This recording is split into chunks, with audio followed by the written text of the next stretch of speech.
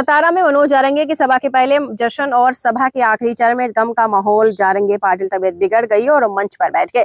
मराठा समुदाय को ओबीसी से आरक्षण देने की मांग पर अड़े आंदोलनकारी मनोज जारंगे ने एक बार फिर महाराष्ट्र का दौरा शुरू कर दिया और उनकी शांत रैली आज पश्चिमी महाराष्ट्र के सतारा में निकाली। जारंगे पाटिल का सतारा में हर्षोल्लास के साथ स्वागत किया गया। मराठी क्रांति मोर्चा के कार्यकर्ता और पदाधिकारी बड़ी संख्या में मौजूद रहे। ढोल ताशे बड़े जोरों से बज रहे थे। जारंगे पाटिल के स्वागत के लिए आज बड़े बड़े सतारा में बैनर लगे थे। मराठा समुदाय ने एकत्र होकर एक मराठा 1 लाख मराठा के नारे लगाए। जारंगे पाटिल ने छत्रपति शिवाजी महाराज को नमन किया और सतारा में शिव तीर्थ पर पुष्पांजलि अर्पित की। मनोज जारंगे पाटिल की रैली शुरू होने के साथ ही बम निरोधक दस्ते ने रैली रूट का निरीक्षण भी कर लिया है।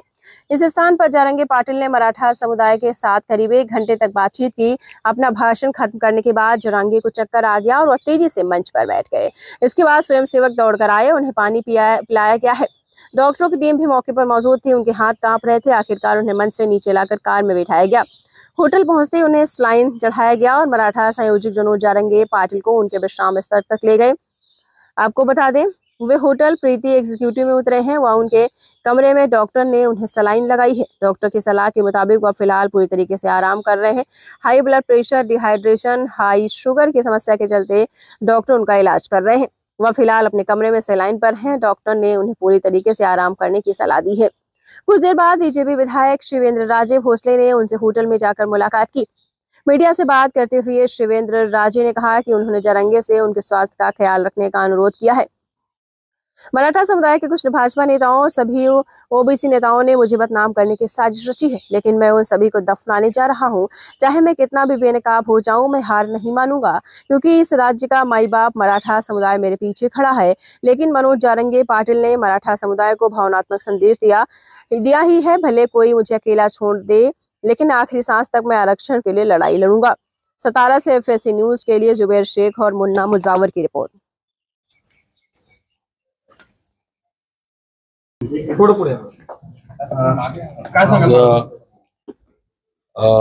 आज जारंगे पाटलांचा सातारचा दौरा होता आणि या दौऱ्यामध्ये त्यांची रॅली आणि सभेनंतर थोडी त्यांना प्रकृती जरा अस्वस्थ वाटायला लागली। मला आपल्या सर्व समन्वयकांचे सातारचे जे सगळे आपले त्यांचे फोन आले किंवा असं झालंय, मग याच्या डॉक्टर्स वगैरे या सगळ्यांना, सिव्हिल सर्जन वगैरे या सगळ्यांना सूचना देऊन इथं त्यांची तब्येत बघायला मी आलो होतो। आता ते विश्रांती घेतात आणि मी त्यांना एवढीच पहिली तर विनंती केली की ही लढाई आरक्षणाची मोठी आहे, सगळा समाज त्यांच्या मागे आहे, त्यामुळे तब्येतीची काळजी ही त्यांनी आधी घेणं गरजेचं आहे आणि तब्येत चांगली ठेवून ही लढाई जी आहे ती लढायला लागणार आहे। आता त्यांची विश्रांती घेतात, पण नक्कीच डॉक्टरांनी जे काय आहे ते ट्रीटमेंट वगैरे सगळी दिले उद्याच्या दौऱ्यासाठी, कारण त्यांचा दौरा परत पुढे आहे।